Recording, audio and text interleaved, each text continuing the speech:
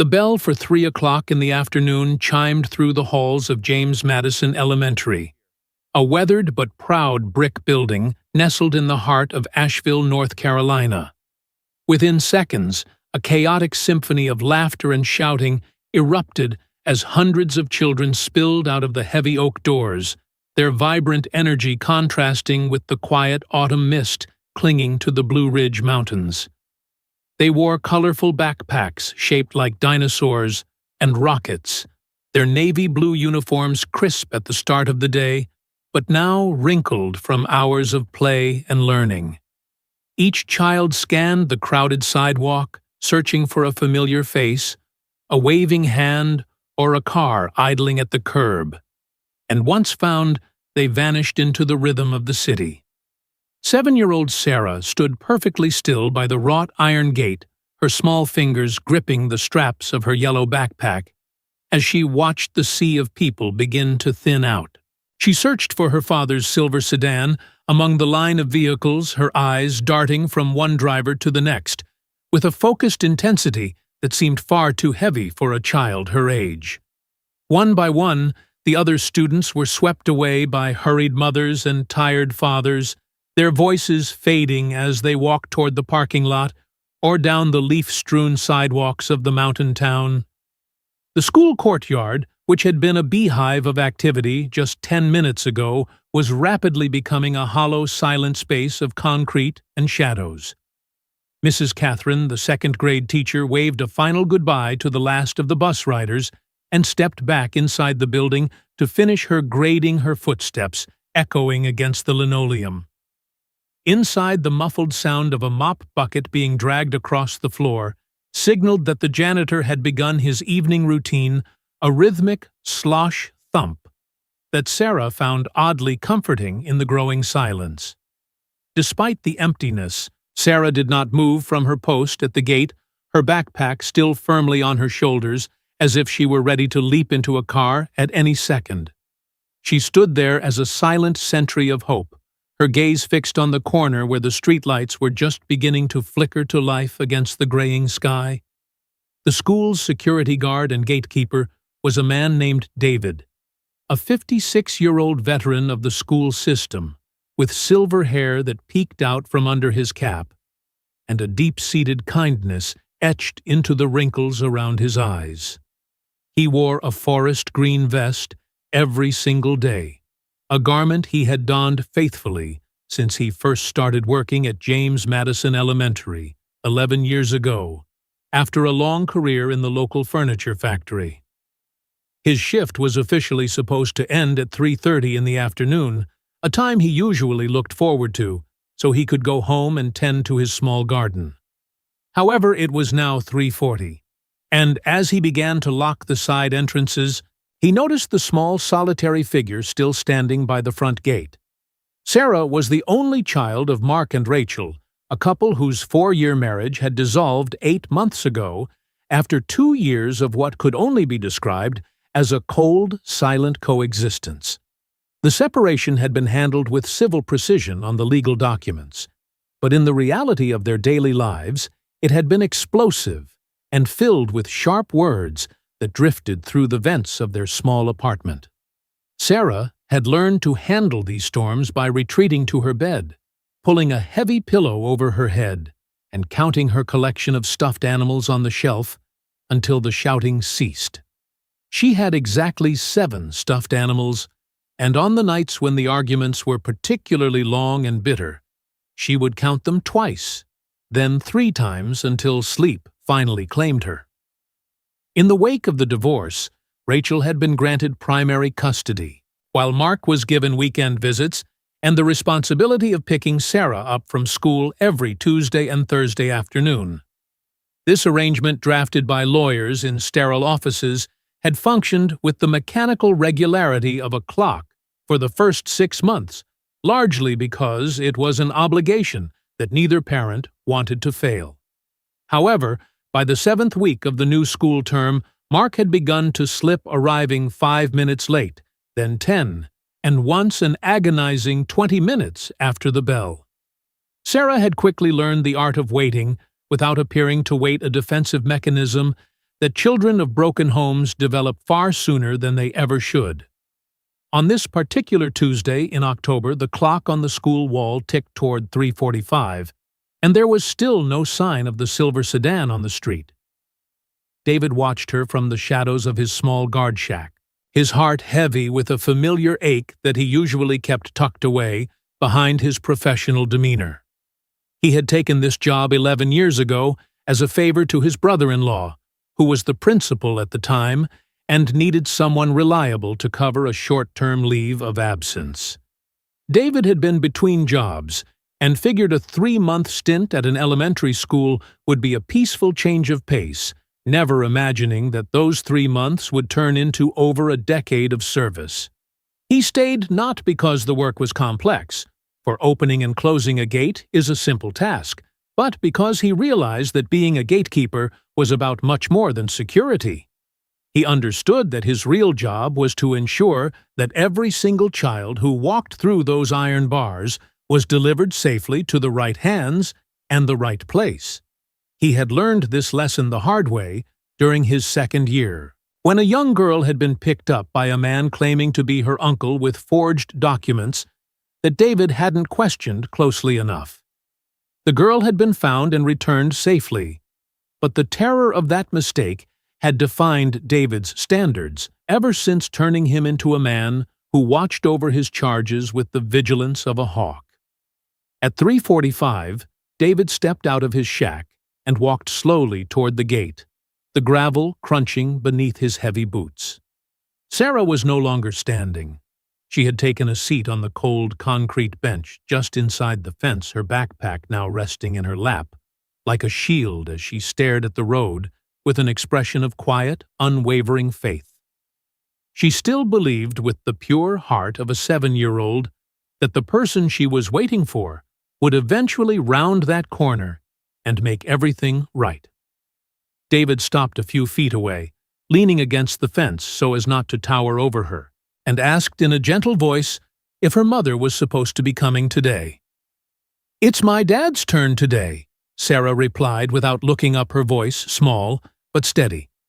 "Do you have his phone number?"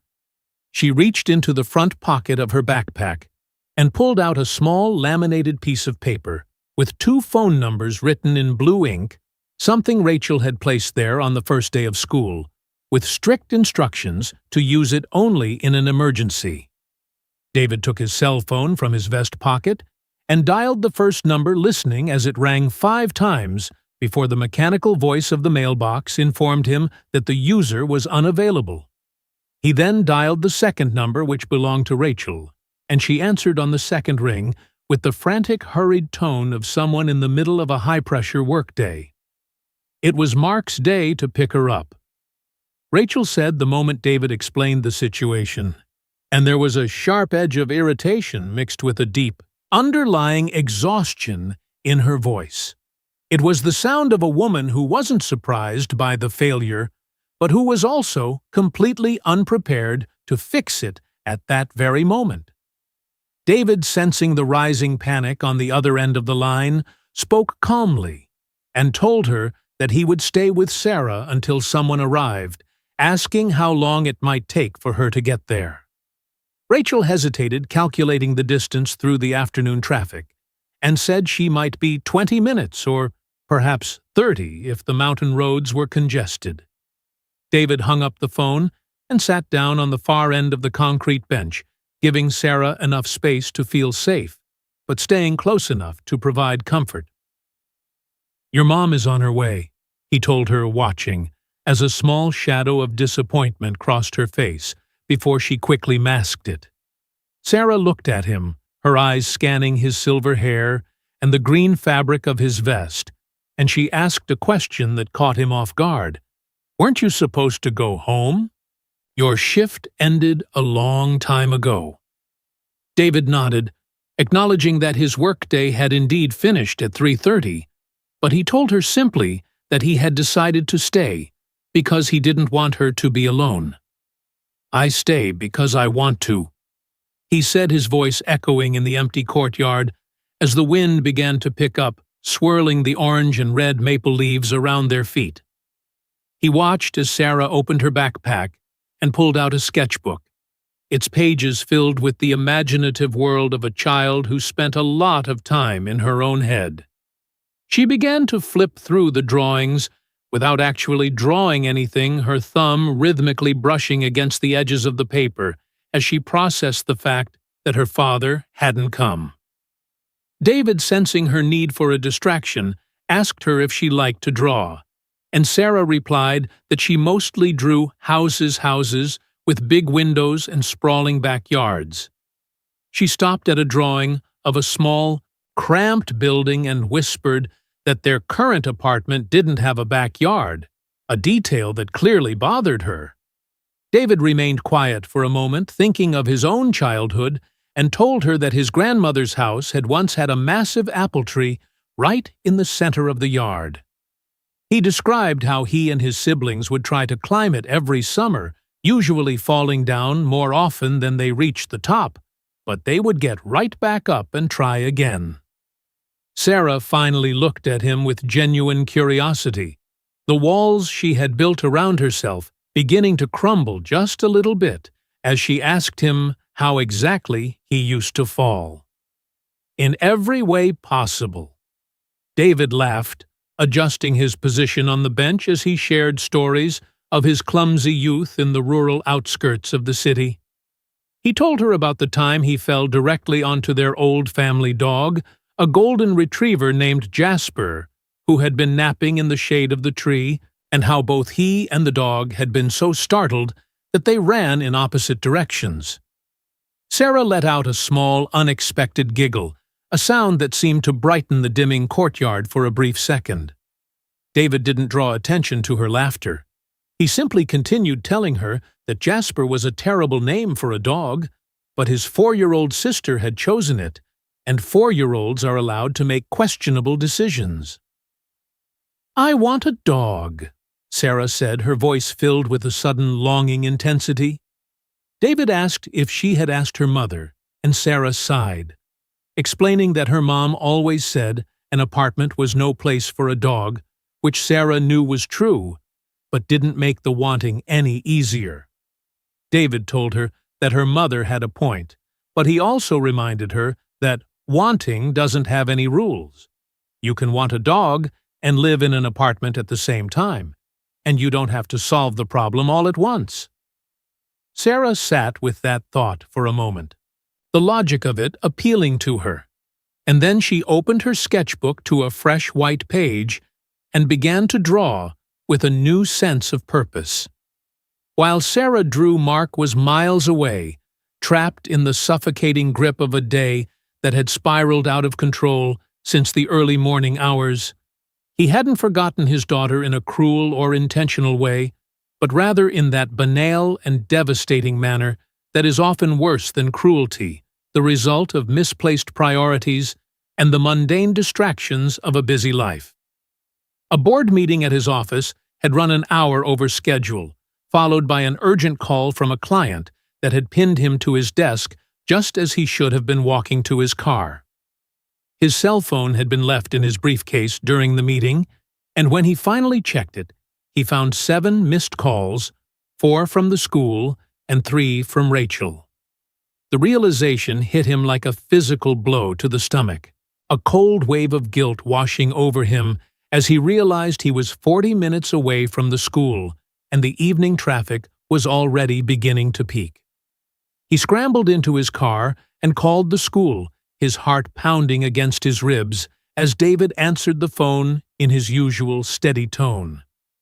"Is she okay?" Mark asked, his voice thick with panic and regret, and David responded with a simple, "She's fine. I'm right here with her."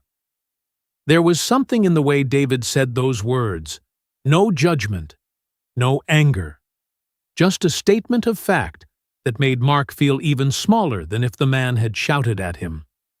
David sat back on the bench, watching as Sarah's pencil flew across the paper, creating a world where everything was exactly as it should be. She had drawn 3 houses so far. The first was a tiny cabin with a single window and a door in the middle, the kind of house children draw when they are thinking of the concept of home in general. The second house was larger, with 2 windows and a massive tree next to it that she had accidentally drawn taller than the roof, a mistake she looked at for a moment before deciding to keep it. The third drawing was different from the others, featuring a wide backyard enclosed by a picket fence with 2 small figures standing near the porch. David didn't ask who the figures were having, learned long ago that some truths reveal themselves more clearly when they aren't forced out by questions. He simply commented that the third house was beautiful, and Sarah frowned slightly, studying her work with the serious eye of an artist who wasn't quite satisfied yet. "It's missing the dog," she muttered, and David encouraged her to add one, reminding her that in a drawing, the house can have whatever she wants it to have. Sarah looked at him as if he had just revealed a profound secret, her eyes widening at the realization that she held the power to change her own creation, and she immediately went back to work. She drew a dog in the middle of the yard, and though its proportions were questionable and its ears looked more like wings, it was undeniably a dog, with a tail that curved upward in a joyful arc. David asked her what she was going to name it, and Sarah thought for a long, serious moment before deciding on Jasper, the name of the dog from David's childhood story. David let out a genuine, hearty laugh that echoed through the empty schoolyard, and Sarah smiled back at him, the kind of proud, knowing smile that a child wears when they have successfully made an adult laugh. In that moment, the cold wind and the late father seemed a million miles away, replaced by the simple connection between 2 people on a concrete bench. Rachel arrived at 10 minutes past 5, her car tires screeching slightly as she pulled up to the curb and leaped out before the engine had even fully stopped. She rushed toward the gate with the frantic, calculating stride of a mother who was already bracing herself for the emotional fallout of a traumatized child. She stopped in her tracks when she saw Sarah sitting calmly on the bench, her sketchbook open, as she explained the intricacies of her drawing to the man in the green vest. Sarah was talking with the focused intensity of an architect presenting a major project, and David was leaning in, listening with a level of respect that Rachel hadn't expected to see. "Sarah!" Rachel called out, her voice a mix of relief and lingering anxiety as she entered the gate and knelt down to pull her daughter into a fierce, protective embrace. She apologized over and over, explaining about the traffic and the mountain roads, but Sarah just hugged her back and said simply, "It was okay, Mom. Mr. David stayed with me." Rachel stood up and looked at David, and for a moment the air between them was thick with unspoken words. She thanked him, her voice trembling slightly as she realized that this man had stepped into a gap that she and Mark had left wide open, and she asked how long he had stayed past his shift. David shrugged it off, stating that he hadn't really been counting the minutes, but Rachel wouldn't let it go, her eyes searching his face as she asked for his name. When he introduced himself, she shook his hand and realized that he already knew who she was, because Sarah had been talking about her during their long wait. Rachel looked at her daughter curious and a bit nervous about what might have been said, but David saved the moment by telling her that Sarah had merely confirmed that her mother was right about apartments not being the best place for dogs. Rachel laughed a short, breathless sound of relief, and for the first time that day, the tension in her shoulders began to dissipate. Mark finally arrived at 20 minutes past 5, his car skidding to a halt behind Rachel's as he climbed out with the desperate, futile haste of a man who knows he is late but feels compelled to show effort anyway. He saw Rachel and Sarah standing by the gate with David, and the look that passed between the 2 adults was heavy with their shared history and their mutual commitment to keeping their daughter shielded from their resentment. Mark hugged Sarah tightly, and she repeated the same words to him that she had said to her mother. "It was okay, Dad." Mr. David stayed. Mark looked over his daughter's head at David, who was now leaning against his guard shack with his arms crossed, watching the reunion with a quiet, unreadable expression. Mark walked over to David, his face flushed with embarrassment, as he tried to offer a sincere apology and a thank you that felt inadequate for the situation. "I really appreciate this," Mark said, reaching for his wallet and pulling out a handful of bills to offer as a tip for the extra time. David raised his hand before Mark could even count the money, his voice firm, but not unkind, as he told him that it wasn't necessary and that he didn't stay for the money. Mark stood there with his wallet in his hand, feeling a strange mix of confusion and respect, as he asked why, if not for money, David would spend 2 hours of his own time waiting on a cold bench with a stranger's child. "Because she was here," David said, simply, looking over at Sarah as she showed her new drawing to her mother with excited gestures. "And I was here too." There was a profound weight to that statement, a clarity that Mark struggled to process as he watched the old gatekeeper start to gather his things. David explained that his job wasn't just about locking doors, but about making sure every child who left that school went to the right place. And since Sarah hadn't been picked up, her right place was still inside the gate. He didn't lecture Mark or accuse him of being a bad father. He simply stated the facts of his own duty, which made Mark's own failure feel even more pointed. It was nearly 6 o'clock by the time David finally locked the main gate, and the sounds of the city began to settle into the quiet hum of a Tuesday evening. He walked back to his guard shack, picked up the lunchbox he had brought from home that morning, and sat down on the same concrete bench where he and Sarah had spent the last 2 hours. The stone was still holding a tiny bit of the afternoon's warmth, and as he ate his simple meal, he looked out at the empty courtyard and thought about the 11 years he had spent in this place. He thought about the thousands of children he had seen pass through those gates, and how most of them grew up and moved on without ever knowing the man in the green vest. He reached into the shack and pulled out Sarah's sketchbook, which she had accidentally left behind in the rush of her parents' arrival, and he flipped to the last page. He stared at the drawing of the house with the fence, the 2 small figures, and the dog named Jasper, with the wing-like ears. He felt a lump form in his throat as he realized that Sarah had seen something in him that he usually kept hidden, a sense of home and safety that he tried to provide for every student who crossed his path. He decided he would keep the sketchbook safe on his desk so she could find it first thing in the morning, a small gesture to ensure that her return to school would be met with a sense of belonging. The next morning, David was at his post early, the morning mountain air crisp and smelling of pine and damp earth as the buses began to roll in. Sarah arrived with her mother, who had decided to drop her off personally to make up for the previous day's chaos, and they arrived 10 minutes before the first bell. Sarah ran straight to the guard shack without needing any direction, her eyes searching for her sketchbook, and she let out a sigh of relief when David handed it to her. She thanked him with a quiet "obrigada," a word her mother had taught her from her own heritage, and then she lingered for a moment, her expression turning serious, as she asked if David would be there that afternoon as well.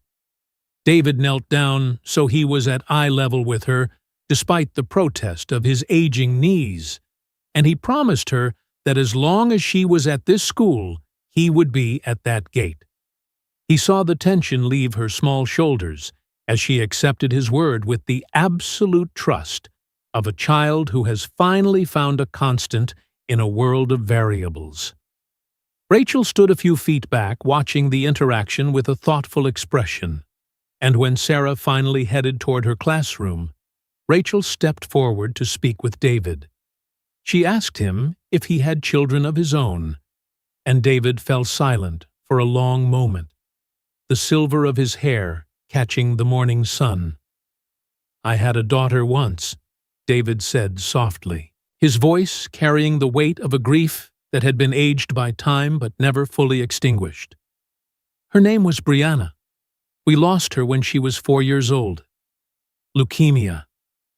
Rachel felt a sharp pang of sorrow in her chest, and she apologized for bringing up such a painful memory, but David waved it away, telling her that it had been 18 years, and that one never truly forgets the size of a 4-year-old child. He explained that for him, every child who walked through those gates was a chance to see a bit of Brianna again, and that was why he took his job so seriously. Mark returned to the school on Thursday, but not because it was his turn to pick up Sarah. That week Rachel had taken over the schedule to provide some stability.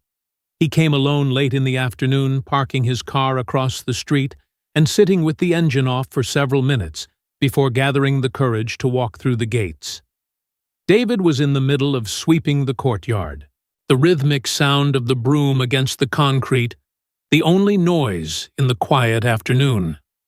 He looked up as Mark approached, but he didn't stop his work simply noting that the school was closed for the day with a tone that was observational rather than rude.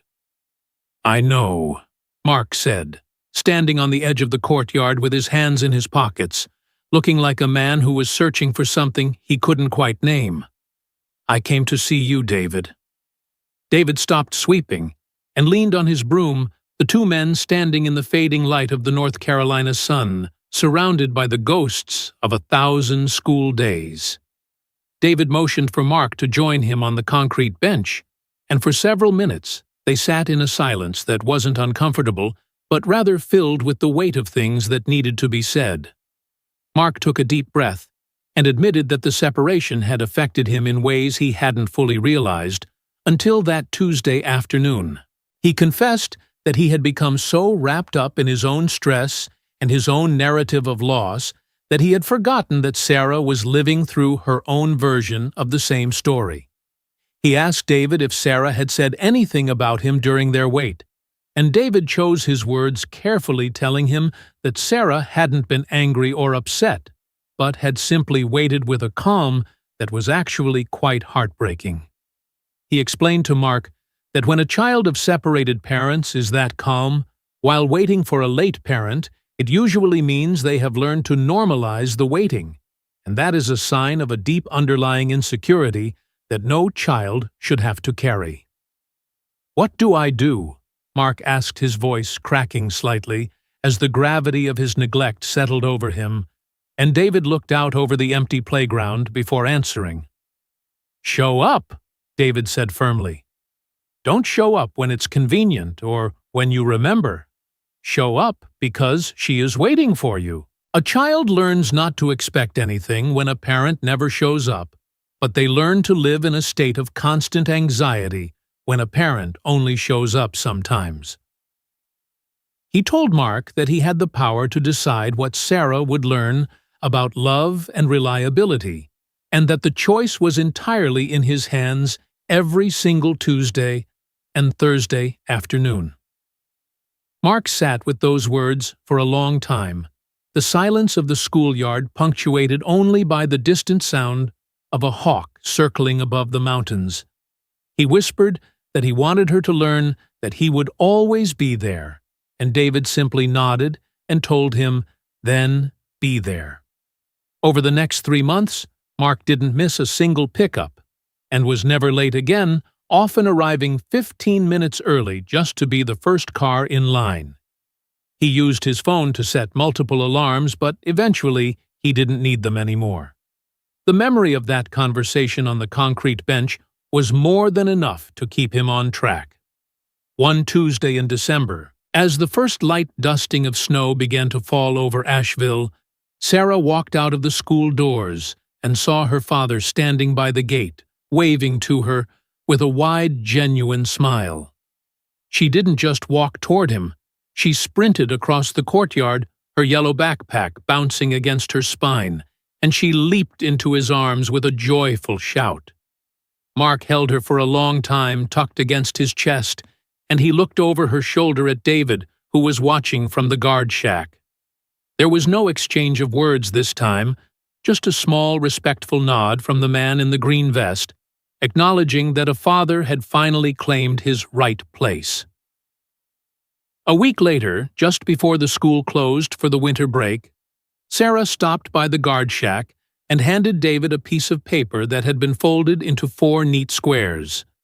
She told him she had made it specifically for him, and when he opened it, he found a drawing of the house with the fence and the dog named Jasper. But this time, there was a third figure in the drawing. It was a man in a green vest standing by the gate, and underneath, in the shaky but determined handwriting of an 8-year-old, she had written, "Mr. David." He felt a warmth spread through his chest that had nothing to do with the heater in his shack, and he carefully tucked the drawing into the pocket of his vest. Back at his small house that evening, David pulled a weathered shoebox down from the top of his closet, a container that had held his most precious memories for nearly 18 years. Inside were things that would seem trivial to anyone else: a pink hair ribbon, a photo from a 4th birthday party, with a strawberry cake, and a drawing of a house that Brianna had made on a Saturday morning, just weeks before she got sick. He placed Sarah's drawing inside the box, smoothing out the folds with a calloused hand, and he realized that the 2 girls were now forever linked in his heart. Every child he protected was a tribute to the one he couldn't save, and every hour he spent at that gate was an act of love for a daughter he would never see grow up.